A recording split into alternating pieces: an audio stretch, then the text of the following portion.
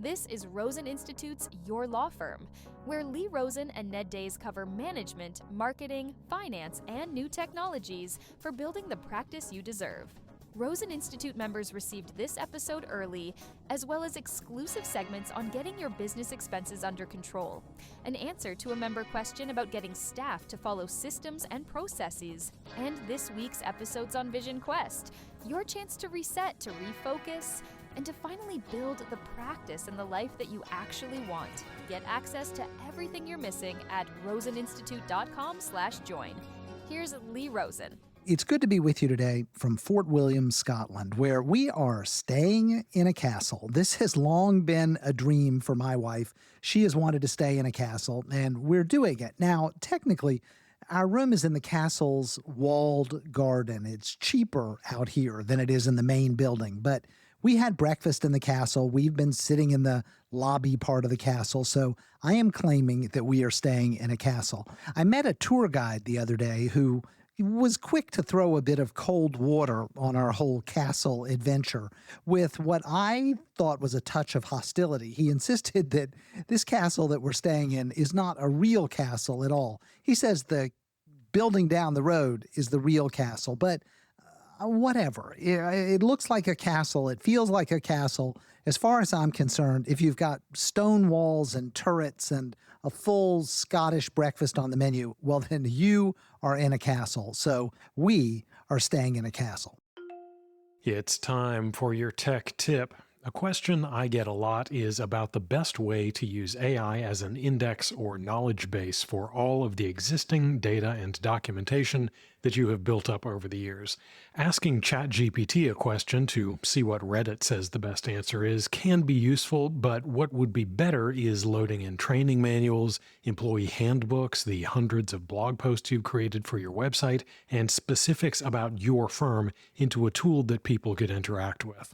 There's a growing number of platforms that offer the ability to take all of the internal documentation you have and make it easily accessible via an AI chatbot. Now, you could cobble together something like this in a ChatGPT project or a Notebook LM notebook, and I think that's a worthwhile resource to have for some projects, but obviously packaging that up and sharing it becomes a challenge, and third-party solutions come with some advantages. There are essentially two functions that these tools perform. The first is for interacting with clients and potential clients to answer quick questions or perform triage before passing off to a live human on your team. And the second is acting like a knowledge base internally. So for external use, instead of your intake team answering every question about your office hours, locations, and how to fax you a manuscript of my novel, a client-facing chatbot armed with documentation about scheduling and onboarding can field the easiest items and then escalate trickier questions to a human. And for internal use, instead of you or some other senior member answering a barrage of questions from employees, new and old, about everything from HR issues to drafting questions, you can have an AI assistant trained on your data, be it client handbooks, procedure documentation, template libraries, website content, or anything else, answer those questions on demand, meaning you aren't interrupted and your employees aren't embarrassed by asking you the same thing for the 20th time. Now you may be thinking, I have heard this song and dance before, Ned. In fact, haven't you told me to recreate my documentation and procedure manuals in half a dozen different specialized and incompatible tools over the years?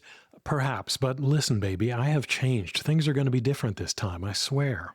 The big benefit of this new class of tool is that when it comes to setup and migration, there is little to no friction. If you have ever managed migrations from one product to another when it comes to more traditional software like CRMs or document storage platforms, you will know that it is a pain in the rear end. And that used to be the case with document and knowledge management too.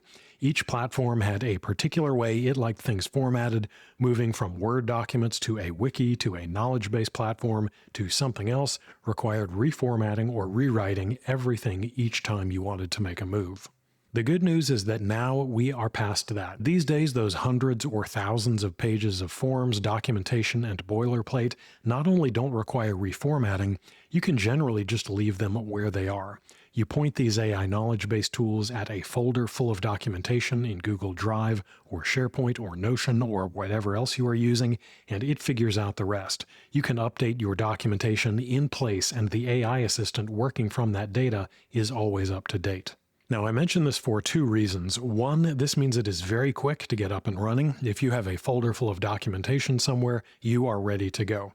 And two, it means that moving between services isn't a big deal. I'm going to mention a few that are worth investigating if this is the kind of thing you will find useful in your practice, but if you come across something else you like the look of, or you try one of these for a while and want to see what else is out there, you are not going to be locked in. If all you are interested in right now is the ability to create a publicly facing chatbot trained on your information, WonderChat.io offers a platform to do it. In addition to allowing you to embed a chatbot on your website, it can also interact via Facebook Messenger and WhatsApp. You can select information from Google Drive, Microsoft SharePoint, ActiveCampaign, HubSpot, and a lot more, as well as select websites to scrape for your data. You can also connect a Calendly account to allow the chatbot to book appointments for you. It offers handoff to a human via the chat portal on your WonderChat.io dashboard or via email. There are plenty of options for custom prompting on how your chatbot behaves and guiding its behavior, as well as a more sophisticated AI workflow builder. Pricing for WonderChat starts at $29 per month. If what you're after is an internal knowledge-based tool, Tetra.com, Tettra.com, is a very simple option, but one that you can get started with very quickly. Your users can interact with it via a dashboard on the Tetra site or via a Slack assistant. Data sources are fairly limited at the moment. Google Drive and Notion are the ones most applicable to law firms. Tetra functions a lot like a traditional knowledge base if you want it to, allowing you to browse documentation and perform traditional searches. Asking the AI assistant questions provides summaries based on your data, as well as links to the specific documents referenced. Pricing starts at $8 per user per month with a minimum of 10 users, but there are discounts on yearly subscriptions. If you want both internal and external functionality under one roof, myaskai.com is a service that does a good job of offering a one-stop shop for client-facing tools like a website chatbot and AI email triage, as well as a knowledge-based tool for your team. You can upload files like PDFs or audio recordings, but what will likely be more useful is the ability to sync your website, including new pages, on a weekly basis. You can also add multiple websites and subdomains. So if you have something like a forum or online community attached to your website, you can crawl that as well. You can also sync specific files and folders from Google Drive, OneDrive, Dropbox, Notion, and more on a daily basis. As I mentioned at the outset, this means you don't have to update the tool when your documentation changes. You just keep all your files where they are, and they will be updated every day. There's a chatbot that you can include on your website with the ability to hand off to human support via email, Freshchat, Zendesk, HubSpot, LiveChat, Intercom, and a lot of other services. It can also send automated email replies for questions that are answerable from the data you provided. In addition to the public chatbot and email functionality, there is also an internal private mode where you can have separate data for internal use only, and team members can interact with it via Slack, Microsoft Teams, or a Chrome extension. If you need to use the internal mode via another software, there is a Zapier integration and an API so that you can connect it to something else. When you add data sources on your dashboard, each one has a public-private switch. Public data is available to the AI chatbots and to your team. Private data is only available to your team via Slack, Teams, the MyAskAI Chrome extension, or custom integrations that you've developed.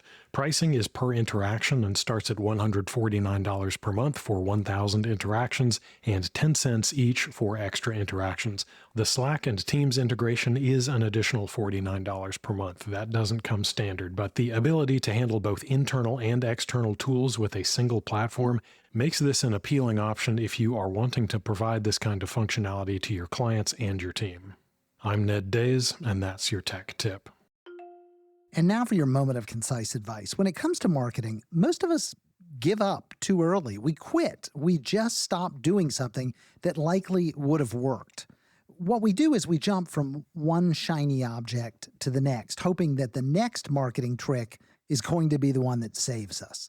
We do YouTube ads, and then we switch to search engine optimization. We do a little TikTok. Maybe we launch a podcast. We do whatever is trending this week. We dabble, we spend, we burn out, and then we say, nothing works, and we move on to the next thing. But here's the truth. Everything works, but it only works if you do it long enough. When I was starting out, I did not have a budget to build my business. I just had lots of free time. So what I did is I launched a seminar at a local women's center. I got them to agree to give me a room and to reference the program in their newsletter. And I put on a Divorce 101 workshop at least once a month. They brought in some people. It was never a big crowd, but it was a few people each time. And I went over the family law essentials. It was a very simple program. No frills, no fancy slides, no marketing funnel. It was just me and a blackboard with some chalk and a group of people who needed answers to their questions. They were in desperate straits. Most of them would probably never be able to afford to hire a lawyer. But I gave those speeches. I answered their questions. I did my program. And the program grew over time. The audience got a little bigger each time that I did it. And I slowly expanded the program into a couple of churches that had rooms I could use. And then I went and got space at community centers. And before long, I was running this program twice a week in a number of different cities where we had set up small offices. The thing was growing. And what was happening was that delivering this program led to a steady, predictable stream of new clients. That was how I built the base for my law firm. That's how I got things going. There was no magic, no luck, just persistence and me standing in front of an audience of folks who needed information about family law. Now, I will tell you that I feel like that experience of mine stands in stark contrast to what I see a lot. I talk to lawyers all the time, smart people, people who really are good at what they do, but they just won't commit. They launch a LinkedIn program and they write 3 posts and they give up because no one is reading it. At least that's what they tell me. Or they try an online ad campaign and they burn a bunch of cash over the course of several months and then they walk away. They start doing some TikTok videos. They record 5 or 6 or 10 videos and then they quit and claim that the algorithm isn't working for them. They simply switch gears before any of the things that they're trying actually work. And I'll tell you, I think all of those things would work if they would stick with them. The lawyers that I know who have built real businesses, big businesses, sustainable businesses, they aren't any different than you or me. They just pick something and they keep doing it. They refuse to let go, whether it's networking or podcasting or YouTubing or whatever it may be. These folks dig in and they go and they go and they go. When you listen to one of these podcasts that you think is so great, usually if you go back in time, you'll find that that podcaster, they didn't start 3 episodes ago.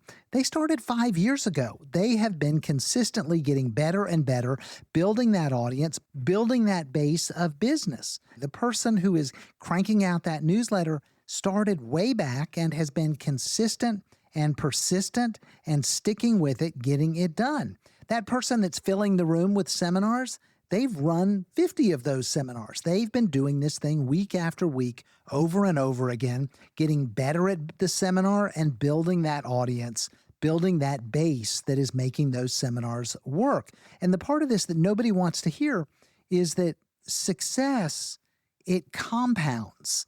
You do one thing long enough and it works. Now, the reality is that if you'll do one thing and stick with it, what you will find is that there are other people doing the exact same thing, but over time, they will drop away. They will quit. If you will be persistent, you will be the one with the reputation. You will be the one that people trust. You will be the one getting the business. So today, here's my dare to you. I am daring you to pick one marketing tactic this week. Commit to it. Carve it in stone and go. Do it. And don't you dare quit until you've done it 100 times. If you can't make that promise today, then just admit it now. You are not serious about growing your business.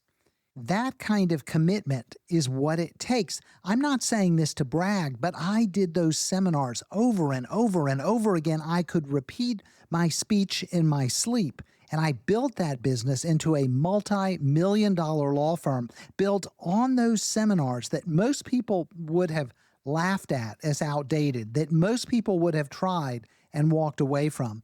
But I stuck with it. And I'll tell you this, doing those seminars today, right now, would work just as well as it did for me back when I did it. Seminars are not magical. None of this is magical. What is magical, what works, what makes the difference is sticking with it, is doing it over and over and over again. So I'm daring you, pick one marketing tactic, commit to it, and don't you dare quit. That's your moment of concise advice. Wrapping up from Fort William, thanks for spending a few minutes with me and Ned today. We hope you have a great weekend and an even better week next week. Keep plugging away, moving forward, and getting things done. You're on the right track. You'll get there, I promise. We're all in this together, and together we build better practices through better marketing, better management, and better technology. Until next time, I'm Lee Rosen. Thanks for listening to Your Law Firm. Subscribe to the Friday File at roseninstitute.com and join thousands of lawyers focused on working on instead of in their practices. You'll find safe, successful, actionable approaches for transforming your firm. Sign up for free at roseninstitute.com.